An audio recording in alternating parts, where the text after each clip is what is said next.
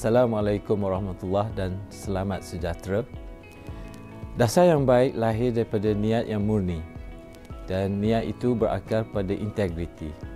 Di bawah aspirasi kerajaan madani, dasar pertahanan negara perlu dibentuk berdasarkan prinsip ketelusan, kebertanggungjawaban dan kepentingan nasional yang tulen.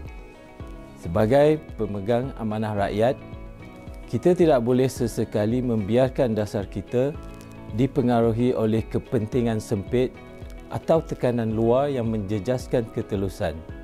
Tanpa integriti, dasar hanyalah dokumen, tiada jiwa, tiada kesan.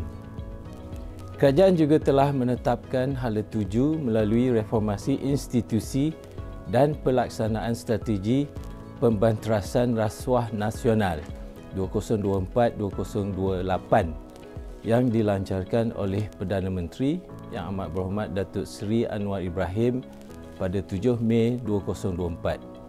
Ia memberi fokus kepada aspek tabik urus yang baik dan pencegahan rasuah dari peringkat akar umbi. Pengurusan Tertinggi MINDEF memberi komitmen akan menyokong penuh hasrat pucuk pimpinan Kerajaan Madani untuk merealisasikan negara Malaysia yang bebas rasuah.